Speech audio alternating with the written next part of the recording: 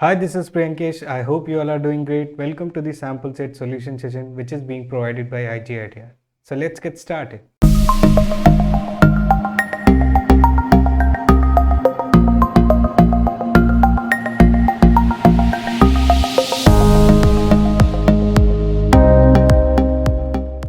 This video is in continuation with the part 3. In this I am going to cover the next 10 questions. So let's begin with the question number 31. Two dice are thrown simultaneously. What is the probability of getting two numbers whose product is even? So first thing is, as two dice are thrown, so total number of cases will be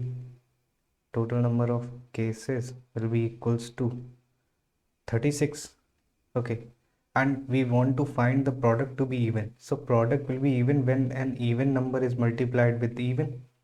This will be the case. And second, when an odd number will be multiplied with even. Or third case is possible, that when an even number is multiplied with odd. So counting these cases may be a slightly difficult. So instead, if we count odd into odd, okay, that odd into odd, so this will be easy. So here there are 3 odd number out of 1 2 3 4 5 6, so that will be 1 3 5, and corresponding each odd number we will get 1 3 5.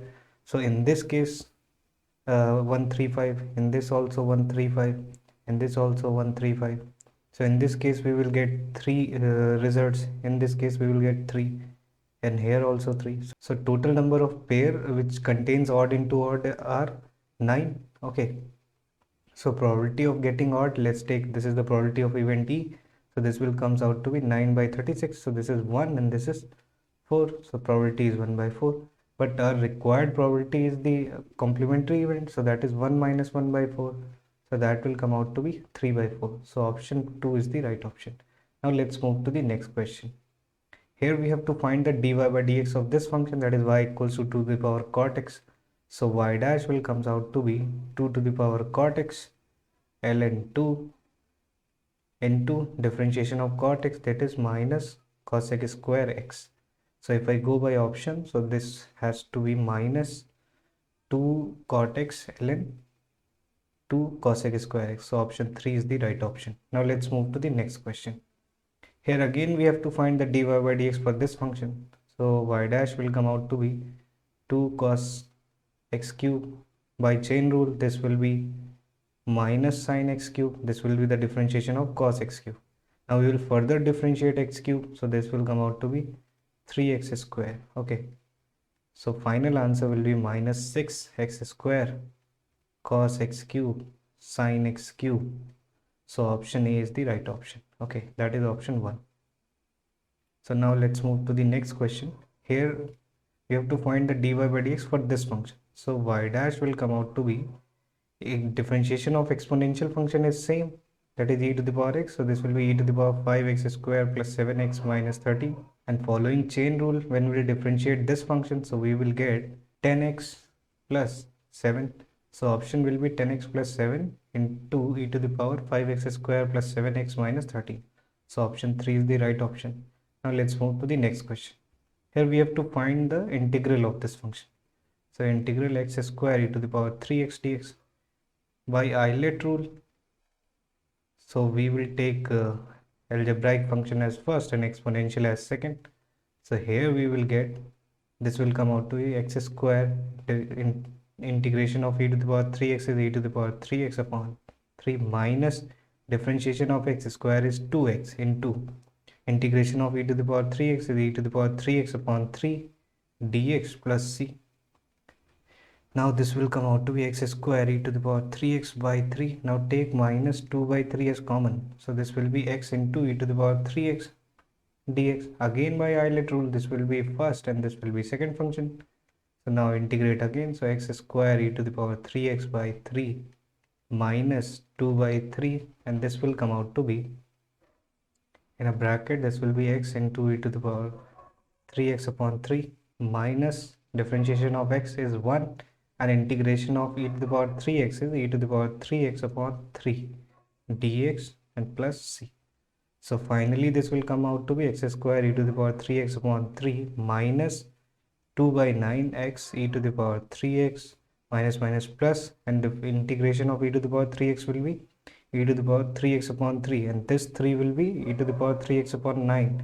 When you multiply by minus 2 by 3, so this will be plus 2 by 27 e to the power 3x plus c. So this will be your answer. If I go by choices, so here 2 is the right option. Okay, now let's move to the next question. So it says determine which of the following is true. So basically for this given function, we have to check whether the function is continuous or not.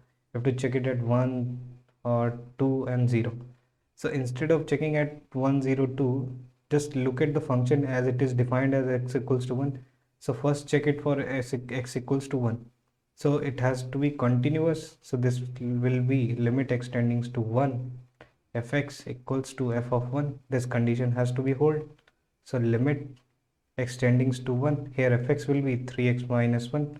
Now put the limit, so you will get 3 into 1 minus 5, that is minus 2, and f of 1 is coming out to be 2, which is not equals to this limit extending to 1 f of x. Okay, so this implies that f is not continuous at x equals to 1. So option 2 is the right option.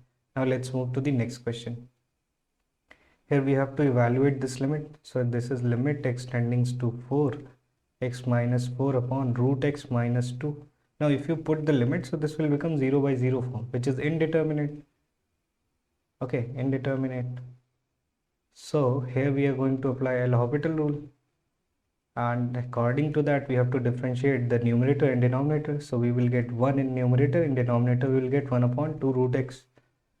Limit extending to 4. So here this will become limit extending to 4 2 root x. So when you put the limit, you will get here 2 into root 4, that is 2. So this will be 4. So option 3 is the right option. Now let's move to the next question.